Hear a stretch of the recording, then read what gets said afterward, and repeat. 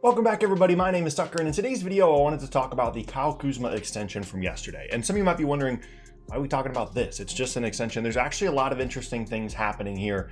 This is actually a historic extension. It's never happened before, specifically the way that the Lakers did it. It impacts their 2021 free agency plans. It actually weirdly makes it a little bit easier for them to bring in a star player in the summer 2021. We'll talk about exactly why that is.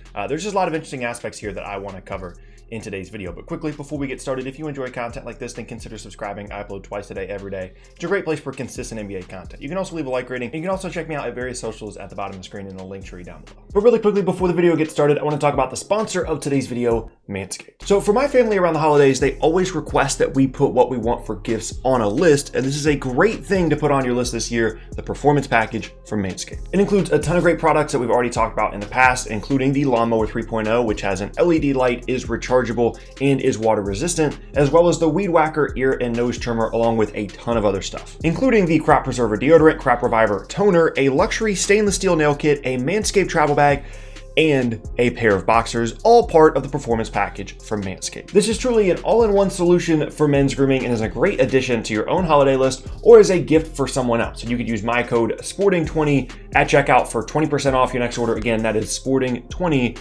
at checkout for 20% off your next order from Manscaped. And thank you again to Manscaped for sponsoring this video. Okay, so when we're talking about rookie extensions, typically these things fall into two different categories. One, it's plain and simple. It's a max rookie extension. Some of the recent ones we've seen, guys like De'Aaron Fox, Jason Tatum, Brandon Ingram, Donovan Mitchell, it's clear that they are a cornerstone, of your franchise. They've been really good. Maybe they've been challenging for all-star appearances just within their rookie contract.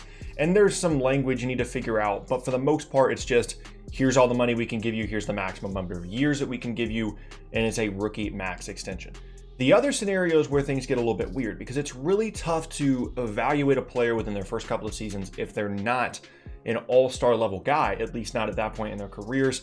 And it's just a tough negotiation because the team knows that they have leverage because they're negotiating with a restricted free agent and they have the opportunity to never lose that player. Even if they got a huge offer in restricted free agency, they could always match that offer. And the player knows that as well, but they also have the leverage of being the younger, a player that is very, very young, a player that still has potential moving forward. And they're kind of banking on that potential a lot of times to get them a bigger deal than maybe their current production would allow them to get. So it's this weird situation. And here's a couple of recent examples of some rookie extensions that we've seen that are not max extensions. So Karis LeVert signed for 3 years, $52 million with the Nets. Dylan Brooks signed 3 years, $35 million.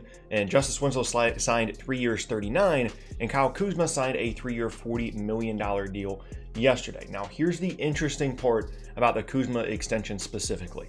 As you can see, a lot of players that aren't signing rookie max deals, they're trying to get back into free agency pretty quickly, right? Because they want to get some guaranteed money. Especially if they're like late first round picks or second round picks, they want to make sure that they're increasing their salary, but they also want to make sure that they're getting back into free agency while they're still in their prime and into unrestricted free agency so they can get more money rather than restricted, which is typically more difficult to get a lot of money in.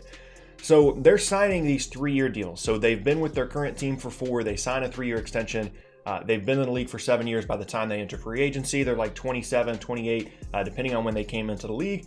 And then they can go and get their huge deal if they have really, really good season.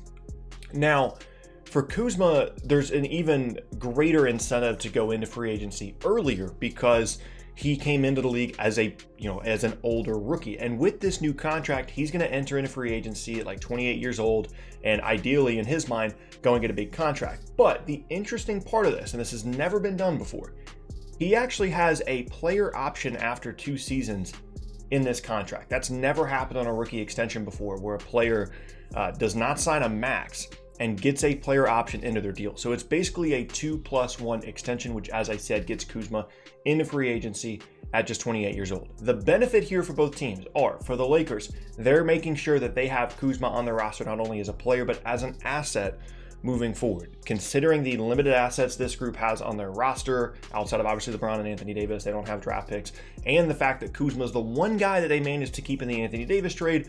Regardless of what you think about Kyle Kuzma or whether he's worth this amount of money, they wanted to retain him as a player and as an asset to be able to have some flexibility with this roster moving forward.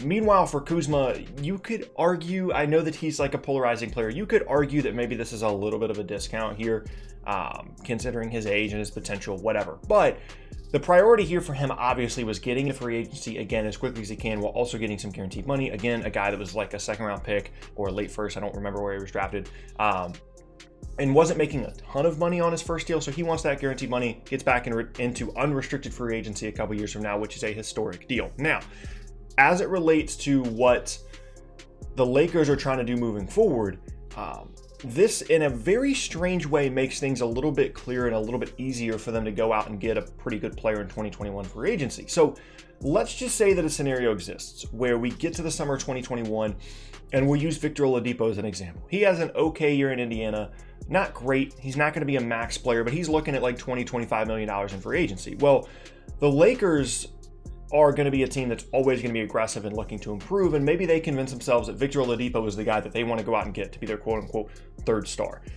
They have limited avenues to be able to go out and get max contract space, so they re-sign Kuzma on this deal so that they can go to Indiana next offseason and say, you know what, Oladipo wants to leave. He wants to come here. Let's work out a sign and trade. So we've got the Kuzma deal. We've got the KCP money.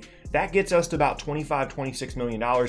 We can do a sign and trade with Oladipo anywhere within $5 to $6 million of that number. You send us Oladipo. We send you those two players, maybe a pick or two as well, depending on how motivated LA is to get this done.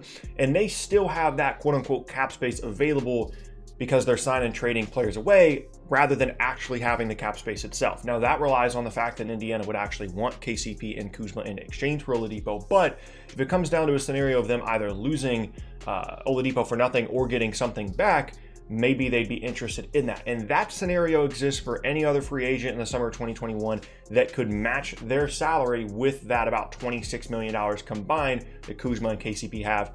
They can throw a couple of extra players in there as well if they want to make the money work, but those are the two big ones. So for the Lakers, there's a lot of incentives here to get this deal done. Again, you want to retain that asset. You want to make sure that you have, you're maintaining the depth that you have built on this roster, albeit, some limited depth to this point.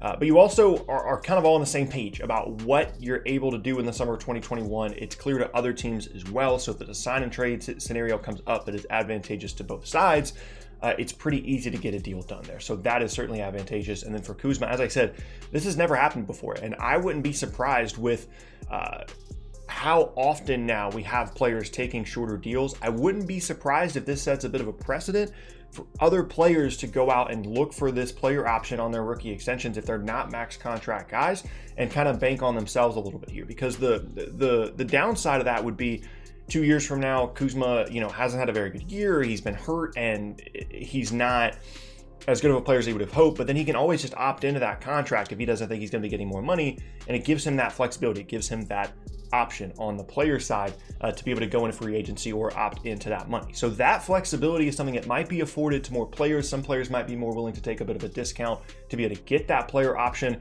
and it's something that I would keep an eye on for teams as they're looking to build their rosters with their, the construction of their rosters, as a possibility to maybe get a bit more of a discount on younger players by including that player option. Again, it's something that's never happened before, but for the Kuzma situation specifically is really, really interesting, for me at least, and I hope you guys found it interesting as well. But that's going to be the end of today's video, and I thank you all very much for watching. Once again, my name is Tucker. If you missed any of my previous videos, then be sure to check out the boxes on the screen. Hope you guys have an awesome rest of your day, and I will see you all next time.